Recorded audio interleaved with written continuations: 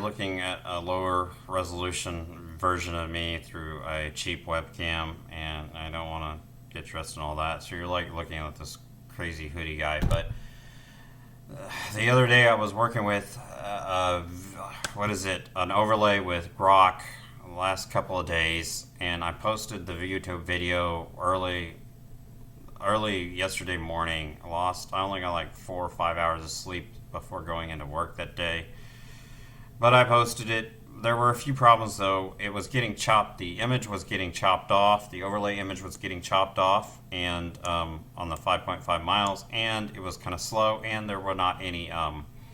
The comments weren't getting inserted. So if I go back to Caden Live, is Caden Live even running? Okay, I'll show you this overlay here. You see how that's getting chopped off there? Down at the 5.7 miles? That's not good. We don't want that. Also, running the tool was very slow. So I went and talked to Grok again today about this mess. And this computer is running really slow today, but I went and talked to Grok, and I said, look, your code wrote splendidly well, and oh, by the way, I've been doing this recording. I've done this recording numerous times today and busted it every time, so that's why you're getting a summary and not the actual live event. Grok, your code works splendidly well, and I posted a summary of what you did for me on YouTube and sent the code to you to GitHub. So GitHub, where is it on GitHub? History, is it here? Yeah. Here's the history. Here's the code right here. It's right here on GitHub. This is the latest version that Grok sent me. And it's much better. Anyways, it's wasteful for me to output 24 frames per second when the seconds only update 1 per second. Grok fixed that. And it fixed this situation with pretty please. I'm asking him pretty please with electrons, virtual electrons on top. Can you please update your code? There weren't very many funny things going on between me and Grok today, like him threatening to remote into my machine, but everything seems to be working. I'm not so sure I didn't have like a virus going on that was interfering with things, because I was getting a very weird black border on some of the files, and when Grok applied various fixes, it seemed to have happened on some files, but not others in Thunar. So really, I mean, it's about time for me to probably upgrade to Debian 13 and get off of 12. And when I do that, this tool will quit working. But I need to get through this 35-mile jog post that I've been working on. So it sent me a big, long boatload code there, but then I went through this Jill and what it was doing is like applying some sort of an offset to get the miles to not clip, but that didn't work for numerous times. Then he sent me this section right here, but he said it was from like 105 onward, and that made no sense. I saw where running the sub process of convert was, but I just couldn't find that. Another thing that was weird that it didn't line up with the line numbers that Grok was suggesting. So I asked him to send me the whole file, but here's another interesting thing. At one point, Grok was giving me and telling me to use, I don't remember, I think like soft edges in here, which makes no sense whatsoever for stroke width. This should be a number. And so what we got here is stroke width, stroke plus 2. I tried looking up what the valid values of stroke width for convert were, but I never found them. Anyways, he gave me a weird ding for that, and we keep looking down. Boy, am I tired. Fully patched, perfect, no more clipping or squishing. Let's see what this is about. I don't know what all this is. No horizontal lines. X. It's way faster now. It's not clipping the pink text, but I have a weird black shadow. It took me forever to figure out what's going on with the weird black shadow. I kept sending it. I wound up uploading the black shadow to Grok, and Grok was like, "Oh, I get it." And so then Grok was like, "Well, okay, we'll fix it." But we went back and forth several times about that, and it still didn't get fixed. It is now, but it took a very long time to get that fixed. Another thing is that there's this frames directory that Grok outputs things to as a temporary place before it. Why is it? I don't see the frames directory. Well, normally it would use like a frames directory as a temporary output, and then it would run, I think, like ffmpeg on all the PNG frames to consolidate it. Well, I was deleting it manually, and Grok was reading my mind, and so it gave me some code to manually delete what's in the frames directory. So that helped out a bit. It sped things up for me. Why is this taking so long? See, my browser's locked again. Okay, scroll down. Zero clipping, zero shadows, 1 frame per second speed. The 1 frame per second greatly reduces file sizes. Well, I don't know if it's going to reduce file size much, but what it greatly speeds up the when I run the command, it gets a response very quickly, and that is a huge advantage with all the massive amounts of clips that I have. Let's keep going. Where is this? What is this about? Python is complaining about rounded stroke. Why did Grok give me that? Rounded stroke doesn't go there. And he said, my bad, fully typo. Rounded stroke should be stroke. Yeah, okay, I get that. Yes, it should be stroke. But it was like stroke plus 2 or something earlier. I don't remember what it said. But anyway, that didn't work out so well. So I guess I learned a little bit something. I don't know what the heck. What is all this about? I don't know why Grok was even trying to send me that. Is that even in the final code? I don't see that in there. It's just like this big long bus of stuff. I'm like, what was the point of this? I never used any of that. I don't. The real final version. Grok has said that to me several times. Some of this may have been on my end. Here's the fixed block. This is way faster than I'd been doing it myself. And Grok was teaching me a little bit in the process. This is probably, I think this is what we wound up finally using, this right here, and it worked well. I don't know what it does, but it's like, I think it's what we finally wound up with. Darn it. I've said a lot of not so good words today. That's not what I would needed. It's difficult, because subprocess run. Let's see if I can, darn. I can't. This is hard to. Yeah, you can see that probably. It's the same code.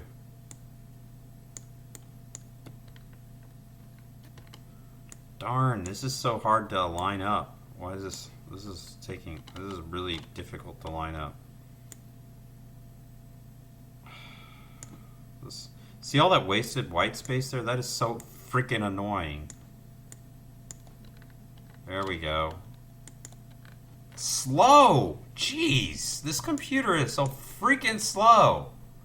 Ugh! Look at this. I'm like, click, wait. It hasn't been doing that in Debian, but lately it's been getting really bad. Take me forever to go, but right here, yeah, this lines up perfectly. That's what we wound up using for the fix. And I switched from Firefox to Chrome to hope to speed it up. This computer, I think, is about to die. I think that worked.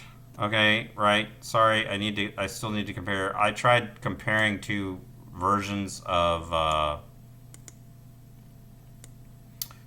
the file. This command that Grok gave me didn't work for whatever reason. I guess I maybe did it wrong, but we're gonna close this because basically Grok is working. I'm gonna close that. I'm gonna try to send that link to the discussion to you in the chat. I don't know why my web browser is so freaking slow. You would think that web browsers would not eat up that much time on your computer, but so now what we're going to do is we're going to go to raw here. Okay, since we've already checked this in. Wait a minute, not raw, that one. This is the latest one. We're going to go to history. History, where's history? Is that, I don't know what the symbols, Pat. There it is. Now my ears are ringing. Click on this one. This one was from November 25th, okay? Not today. Today is November 27th. We're going to go to the last one. I forgot to make a branch. Now, where's Bra? Not bra. I want raw. I want to view the raw version of this freaking file. What the heck? That is not helpful. Code at this point. View code at this point? Maybe that's it. Yeah.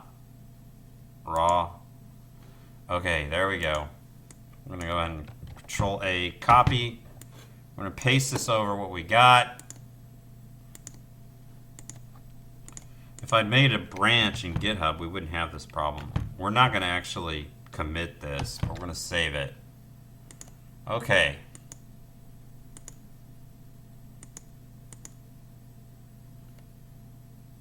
What? I don't understand. There we go. Okay. Wow, Grok made a lot of changes. Okay, the one on the left is the actual...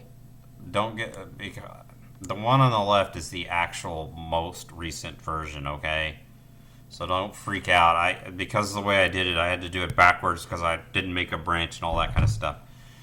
So what did Grok change? He started to use shutil. I don't know what that's for. Text color. Here, we created the output frames per second. We adjusted it to do 1 frame per second. This is blazing fast. Grok is right. It is much faster now. For some reason, in initial testing, it was not getting much faster, but it is faster now. Get video time, start UTC. I have no idea what that's for, where that came from. Video path. I don't know why he did that. It looks much cleaner, though. Look at that. See how this? See this? Grok took this big old thing and made it into like a smaller, much smaller, more, in my opinion, more readable, because that way you don't have to scroll so much. You got a smaller function, so it gets in the way. As long as you know what the function's doing, you don't want to necessarily have to know the details, so it's kind of more collapsed. They both work, apparently. So this is an improvement, definitely. Thank you, Grok. So if you use AI iteratively, then you're going to get better results than if you just try to use the first response a lot of times. Sometimes it'll give you it's almost human-like in that way. Sometimes they'll give you weird responses for the first couple of responses, but as it continues to work and learn, the responses improve. I don't know what's going on with this. I need a nap. Cumulative miles. Grok doesn't need naps. I didn't sleep that great last night either. Float, JSON, not start miles. Oh, this is drastically different. My goodness. Oh, look at this. This looks good. Oh, wait a minute. No. This is the old version. I don't know why they got rid of that. You would think that this would, this right here would speed it up, because this looks like some sort of a operation to like skip so many frames or something maybe. I don't know. But I may be misinterpreting. But bulletproof text rendering method. See this? Subprocess run. The core thing is image magic convert, and when I upgrade to Debian, it's gonna be different. But it's running great for me now. It's running super fast. This is how powerful Grok is. Now, when I upgrade to Debian, or if I get a Mac Studio, not Mac Studio, but if I get a Mac, then all that flies out the window, and I'm going to have to talk to Grok and say, hey, can you update this for blah, blah, blah. And it'd really be better to update it for Debian probably, and then Debian 13 than the latest Mac OS, because, I don't know, there's probably more people using the latest Mac OS than there is Debian. But I'm just saying, Debian, the tool set seems to be really good. But I don't know, maybe I just need to get a new motherboard that's TPM enabled. I'm running Windows 12 on a non-TPM without a TPM, and it's running pretty good, but I still have issues. Auto cleanup. This is a new feature that my Grok made for me. That's what shutil is for. Yeah, so that's all I really needed to do instead of having to manually delete that directory. And this is a Boolean up at the top, and he was kind and kept that pretty little comment in there. It's not a little AI help. That's very misleading. I mean, this is a ton of AI help. Overall, this took about 6 hours to do. Still, if I had done this myself, it would have been a pain. Also, there is a tool by James Richardson that does some of this, but I've had trouble with it, and specifically with this these distance calculations themselves, and that's why I needed this. And this is very fast. This is super fast. With Richardson's tool, it tends to be more optimized for doing maps and speed calculations. Richardson's tool is great for doing a GoPro overlay of speed calculations, and it is absolutely beautiful, the integration with open source maps. That is just, oh, it'll blow you away. Oh crud, I forgot, I didn't show you the result. Okay, so darn, I don't know if we covered this or not, but here was the original file, overlay 2. See how that's cut off? I'm gonna get rid of that. Now here's the new one with the new tool. And you see this? Just hit play. Well, Seconds increment every time. I'm gonna say some nasty stuff here, so I'll skip over that. See, it's 5.9. If you wait long enough, this will change. About every minute this increments. Oh no, I'm going down for, no. I took a bit of a break down there. Oh yeah, okay, darn. If you wait a minute, that will increment. Just gonna wait to see that increment. Also, if you need this to change from 6.1 to something else, I mean, if you need this to be smaller, you just apply a transformation here. Go to effects. You go to transform. You go down to that one. And you drag. See, it's 6.2. There, we're good. So we're gonna stop that. I showed you this previously. You just transform and then you scrunch it, and then you can also. We don't need that box there. That's just that's a background for the times where this doesn't show, and I've already gotten into that. That's it. Oh, one more thing. Let's go over here for the two files. We've got two WebM files. Let's see. There we go. 2. Look at that. Overlay 2 is 2.6 mega. I don't know. Remember the difference between megabytes and minibytes. There's a difference from MIB and MB, but this is way smaller. Basically, look how much smaller the new overlay is. Done. We're out of here.